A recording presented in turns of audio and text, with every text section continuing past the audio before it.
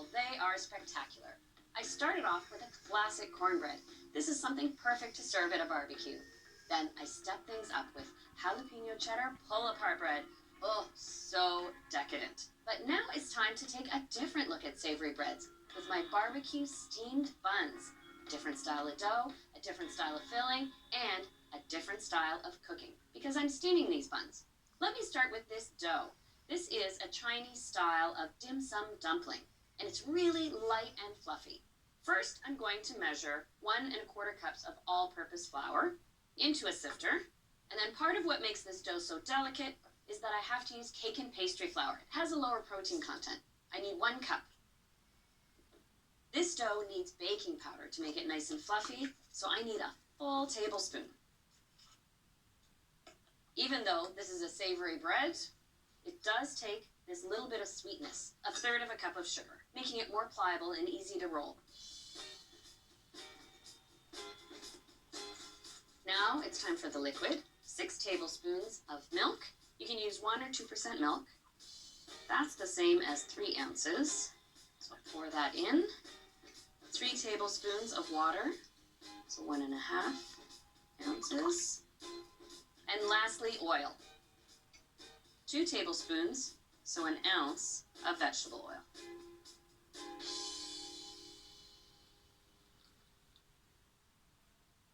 Go with a wooden spoon.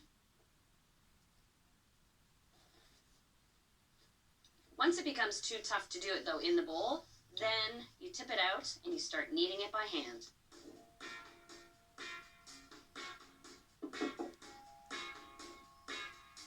This is an important step in this bread process because you want to develop the proteins in the flour.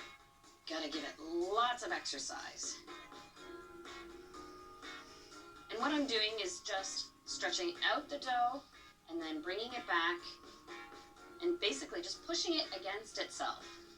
This stretches and develops the elastic proteins in the flour so that when I steam the buns, they hold together. There, I'm happy with this. Now, you need to give the dough time to rest and relax. The glutens then release a little bit, so the dough is easy to roll. So I'll set this aside so I can work on my barbecue filling. I'll grab my beef. I've got 1½ cups of cooked beef. When I'm using beef, I use something that's a tougher cut that's been braised or slow roasted. That way it holds together when I cook it in the sauce. And what I'm doing is creating an easy little barbecue sauce. And I have a simple little mix of ingredients. 1/4 cup of tomato ketchup. That's typical to most barbecue sauces. And there's a nice contrast of flavor in this barbecue sauce. For tartness, 2 tablespoons of cider vinegar. A little sweetness from a tablespoon of hoisin. I use a tablespoon of soy sauce, and I prefer light soy sauce. A teaspoon of Chinese 5-spice powder. That is just signature to these barbecue buns. And then a little grated fresh ginger. And 2 tablespoons of granulated sugar. And that gives the sauce kind of a glazed consistency.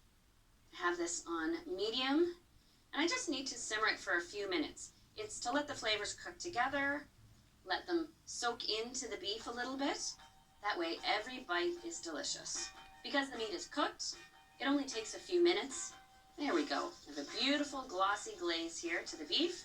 So I want this filling to cool, and within about an hour, the dough will be ready to roll, to fill, to fold, and then I'm not going to the oven, I'm going to the steamer.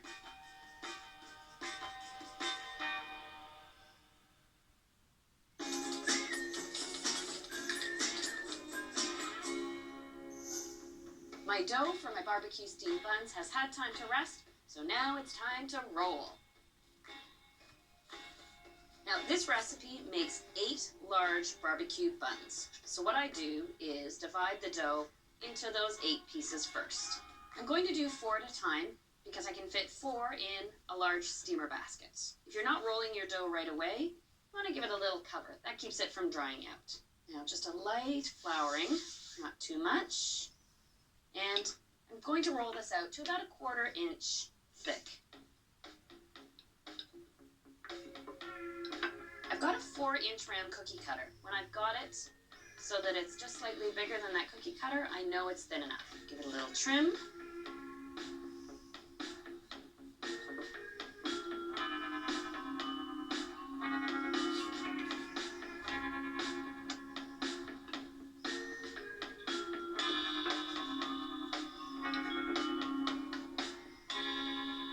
So now I've got my 4 rounds and my cooled barbecue beef filling. So I'll drop a spoonful in the center of each. You do want to let the filling cool a little bit because that sauce will thicken up. You don't want it dripping at all because then it might leak out of your steamed buns. All right, this is where I'm happy I have 8 tries, the recipe making 8 buns, because even when I make pierogies, which I've been making for years, the first 1 or 2, that's how you get your rhythm back. So to seal in the steamed buns, give it a little stretch, and then I want to pinch and bring each pinch a little bit closer to the one previously, pulling it up and over the filling till all your pinches meet in the middle. There we go. I love watching the masters do this at shops when you go out for Chinese food, especially at dim sum. They work so fast, but you know, it takes decades to get there. Oh, look at that. My second one is even better than the first.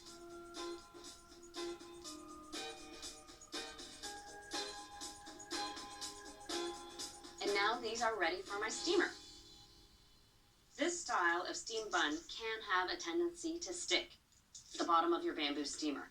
So I like to place them on a piece of parchment, and then you even serve them on that parchment paper. This is a large size steamed bun, and you want to give space in the steamer basket, so I only put in 4 at a time. Cover the basket, and I want to make sure my pot is boiling with water, and you can even double stack your steamers if you want. All right, I'm at a full boil, so I'll drop this on. Now don't be tempted to peek, or you'll let out all the steam.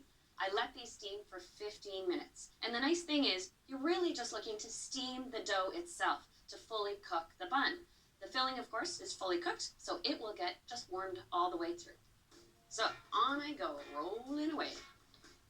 A handy thing is that you can fully prepare and assemble your steamed buns ahead of time and only cook them right before you want to serve them.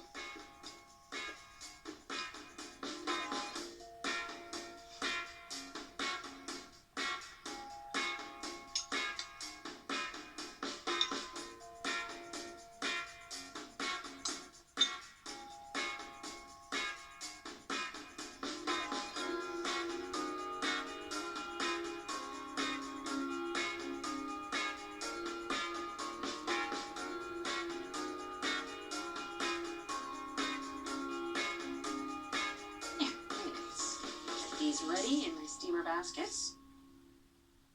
Now it's time to check on those steamed buns. It also means it's time to eat them because you do want to eat them pretty soon after they've been steamed. And the big ta-da moment. Oh, I always get a little bit anxious because of course you can't peek until that 15 minutes is up. Yay! They worked. They look beautiful. Oh, I love how they expand. They're so light and fluffy looking.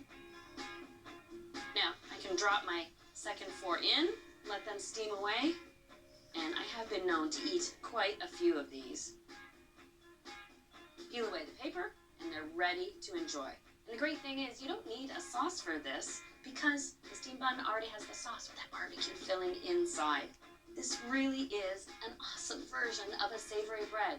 And what adventures! From an easy and classic cornbread, through that decadent jalapeno cheddar pull-apart bread, right through to this elegant barbecue steamed bun. I hope